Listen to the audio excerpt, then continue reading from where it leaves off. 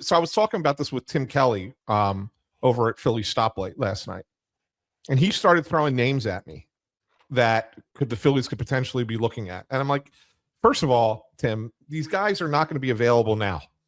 I mean, they're just not, right?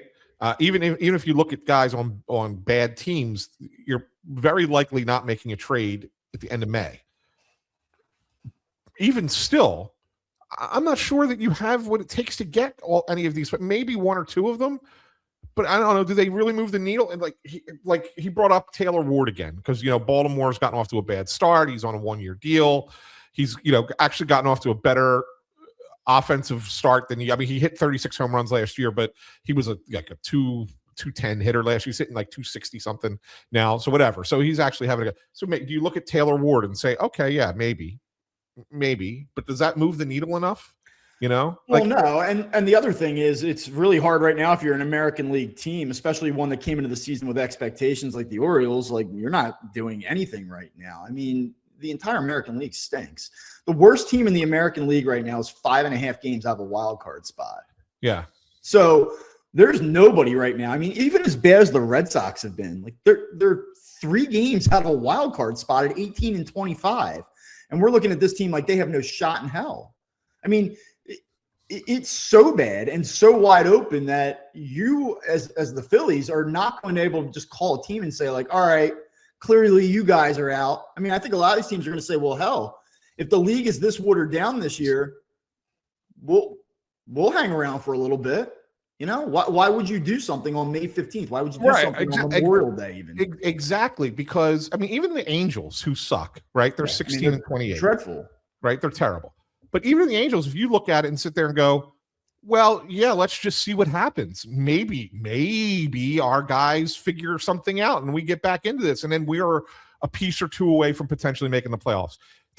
It might be delusional, but you can be delusional when you're that close, even if you're a bad team, right? Like if the path is clearer, the fact that it's a muddled grouping and the league is not strong, well, why not hang in for a little while longer? Yeah, I mean, there's no doubt about it. And even some of the teams that are struggling right now in the American League, Orioles being one of them, the Tigers came in with some expectations. Now, obviously, the Skubal injury, changes things there a little bit. But these are teams that either have some hope coming in and they're not ready to turn the page yet, or they're teams that aren't supposed to be contenders who are playing above their heads. We're probably like, well, let's hold on a second. I mean, look at the White Sox today, sitting 1 game out of a playoff spot. Yeah. Talk about the surprise of baseball through a quarter of the season. So, the Blue Jays were just in a World Series. They're really struggling right now.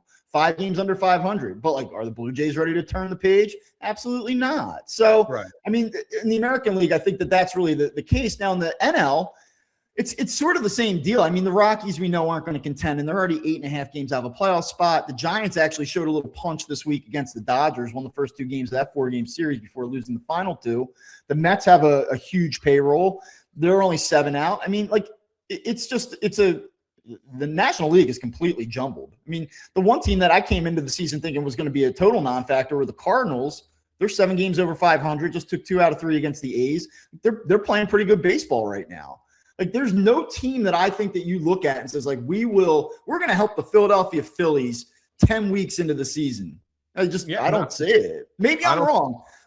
Maybe I'm wrong. I don't see it either, Bob. The one name though that Tim did bring up, and again, I don't think it's a deal you're making on May 15th either, but it's one to keep an eye on, and there's a reason to keep an eye on it. The Phillies were connected to potentially getting Ketel Marte in the past, right?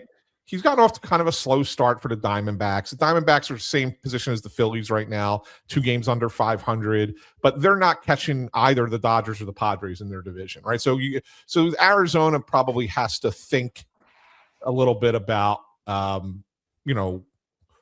where they are in the scope of the National League at some point, because they're clearly the 3rd team at best in their own division. So are you going to be able to get yourself ahead of 2 other, of all the other teams in the National League to get one of those last 2 wild card spots? I'm not sure that they are. So maybe at some point they look at it and they say, okay, here's a guy who we thought about moving before, hasn't had a great start to his season. you can potentially convince me on that, because I look at a guy like Marte and go, I think that in change of scenery, he could be a difference maker. He's got that kind of talent and that kind of ability. That's a move that would excite me, and it's be a little bit more outside the box. Yeah, that being said, what's the price for a 32-year-old that's hitting 215 right now, who, by the way, against left-handed pitching is hitting 265 with a 641 OPS? Now, I know 641 OPS on this team would make him look like Babe Ruth. He would be the best. He would be the best guy against left-handed, right? Yeah, it's tough. No, I'm with you. And what's the price? You probably have to give up a major league ready player, or a player off your major league roster, and then a prospect or two that are pretty close, right? I mean, that's probably what it would cost, because he's got term left on his deal. So you're probably looking at starting that trade with Bryson Stott, and then maybe there's somebody else. There are two other prospects that are part of it, right? And that's probably your deal. But now, let me ask you this about that. Let me ask you this about the philosophy of how you would add to this team. If you're the Phillies right now, like you just mentioned, like you look at how the Braves have played, and they've been phenomenal. And the Phillies are, they've won 5 straight series, and they've hardly made up any ground. And I don't think that the Phillies are going to catch the Braves. It looks like the Braves are clearly right now the best team in baseball. So you're not going to win the division. You're probably saying to yourself, if you're Dave Dombrowski, you're probably saying to yourself, okay, we aren't going to win a division. We think that the pitching is strong enough that we can be a wild card team. We certainly understand that we don't have enough offensively, but I don't need to make a move, because my goal is not to win the division. My goal is to win 85 games and just get into the playoffs. And I think with what I have in Harper and Marsh and Schwarber and a guy here and there will get on a little bit of a run, it's probably enough for us to incrementally move our way back into the playoff picture. And then by the time July rolls around, it'll be clearer, and then I can go do something. Like, that's probably the way that they're looking at this. Like, I feel like we're looking at May 15th as if this is going to be the team, like this can't possibly be the finished product. You have to do something about it. Are they looking at it like we're good enough to be completely mediocre and then make a move later on?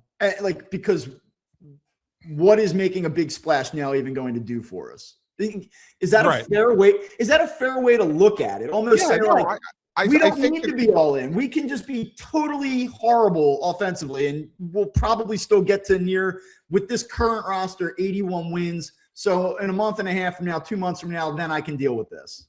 Yeah, no, I think that they're having that very honest internal conversation and self-assessment. More simply, like, what's the rush? Right. There is no rush, and because you're right, they're not going to catch Atlanta. Atlanta's next 13 games, Bob. Next 13 games for the Braves: Boston, Miami, Washington, Boston. I mean, they're not. What are they going to? They're going to go 10-3. Yeah. Like, at least, probably. I mean, just looking at it right there, they're going to have 40 wins before the end of the month. Like, the Phillies aren't catching them. They're just not. Let's just be honest about it. The Braves would have to have some significant injuries all of a sudden and really kind of go into a tank. Mm-hmm. For the Phillies have, if that's the schedule, what do the Phillies have to do to make up any ground? Yeah. I mean, the Braves are going to win 10 out of 13. The Phillies have to, if the Phillies were to go 10-3 in their next 13, they'd still be 9 games out. Yeah. It's just not going to happen. So yeah, you're right. They're looking at it as, we're probably not going to win the division. We probably put ourselves in such a hole that we're not going to climb out of it and win the division. So we just got to get to a wild card spot. What does that look like? And like you said, you're right. They have to look at the next however many games remain. What are they? 20? Let's do the quick math for me, Bob. What are they? 21 and 23? Yeah. So they played 44 games. So 118 games left, mm-hmm. Right? They have to they have to win 63 of them. Yeah. Can we win 25 of those 63 between now and the trade and July 15th, next 2 months? Can we go 25 and 23 or 25? Can we be a 500 team in mid-July? But yeah, with what you currently have, sure. Mm-hmm. Sure, you absolutely can. So yeah, that's why they're probably not in a rush to do that. That said, there are things that are gaping holes right now that you've got to try and fill, at least try to fill internally.